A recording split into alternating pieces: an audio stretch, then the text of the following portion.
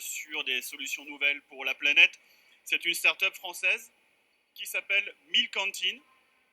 Hein, ils sont français, non? Je me trompe pas? Oui, tout à fait, je crois. Malgré le nom.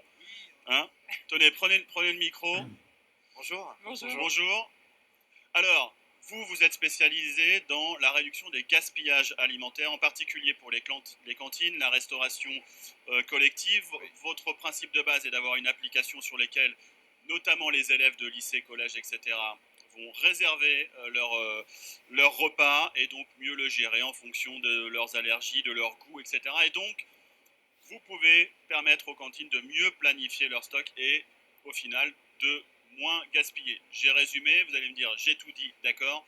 Et je vous pose la question, qu'est-ce qui vous a pris de vous intéresser, d'où vous venez, d'où vient cette idée et où vous en êtes aujourd'hui en France? Alors, j'avais 23 ans quand l'idée m'est venue. J'avais une amie qui était sylphide à l'Opéra de Paris-Garnier. Ce soir-là, elle m'a fait visiter l'opéra. Il était très tard, il était minuit. On en a terminé vers 2 heures du matin. On est allé dîner dans une brasserie parisienne. On en est sorti vers 4 heures. Et c'est là qu'elle a changé le cours de ma vie et que je suis là aujourd'hui devant vous. Puisqu'elle m'a proposé d'aller voir ce que faisaient ses parents. Et on s'est retrouvé au marché de Rungis, où ses parents étaient grossistes, uniquement le marché de la Marée. Et à 23 ans, je n'avais jamais vu une telle taille de bâtiment et une telle quantité de nourriture en une seule fois. Et quand on m'a dit que ça n'était que 2 jours de consommation pour parier sa couronne, j'ai tout naturellement essayé de multiplier par le nombre de jours restants, la France, l'Europe et le monde. Et là, je me suis dit, on va dans le mur. Donc, et l'histoire m'a donné raison, puisque en 2019, la presse nous annonçait que nous avions consommé 12 mois de ressources en seulement 7 mois. Donc à l'origine, vous n'êtes pas tellement sur le gaspillage alimentaire, vous êtes sur le fait qu'on bouffe trop. En fait, si, ça a changé mon rapport avec les aliments et surtout le gaspillage alimentaire. Donc non, c'est vraiment sur le gaspillage que mon comportement s'est modifié. Et à l'avènement du digital, j'ai voulu porter une action sur ce domaine. Et issu de l'observation, je me suis rendu compte que la restauration collective avait 2 problèmes qu'elle n'arrivait pas à résoudre. C'était de ne jamais savoir qui venait manger et encore moins ce qu'ils allaient manger.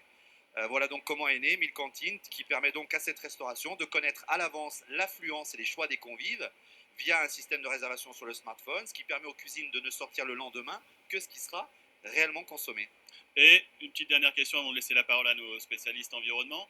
Ça veut dire aussi que les collégiens, les lycéens qui réservent leur repas sont un petit peu responsables de ce qu'ils ont choisi et probablement décident de moins gaspiller eux-mêmes parce que c'est eux qui ont choisi ce qu'ils ont à manger. On ne leur a pas imposé.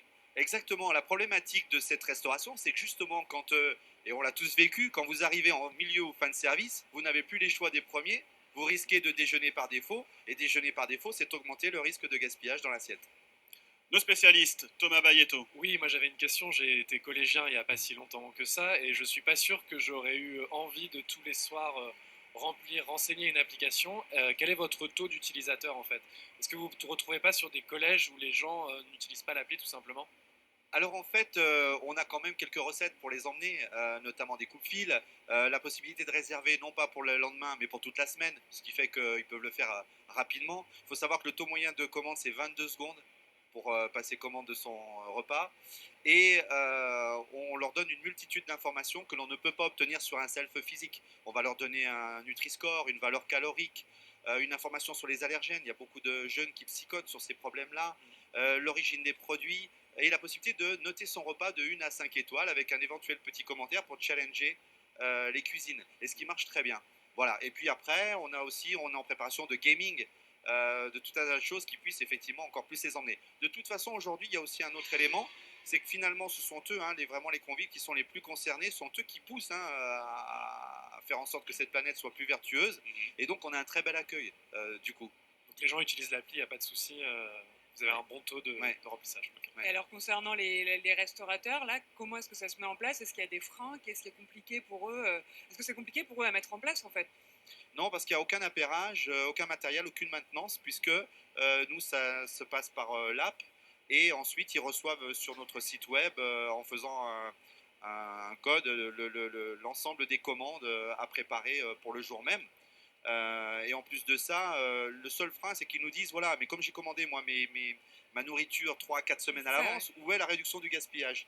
Eh bien si, parce qu'en fait, on leur propose, s'il y a un solde de stock restant, de le passer le lendemain sous une autre recette, sur laquelle on va mettre un compteur, parce qu'il se peut qu'il n'y ait pas suffisamment de parts pour tout le monde, et le compteur va diminuer jusqu'à à l'épuisement, et l'offre va disparaître. C'était une offre supplémentaire au menu qui devait normalement se proposer. Et on aura bien épuisé 100% des stocks.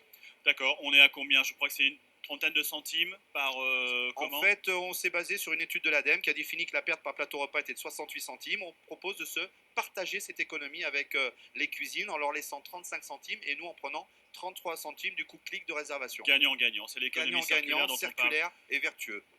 une économie dont on parle beaucoup ici à Change Now, Exposition universelle. Merci Denis Olivier, Merci. vous êtes le fondateur Merci. de Merci 1000 beaucoup. cantines. On vous souhaite de servir beaucoup de repas économiques et écologiques. Merci de vos Merci.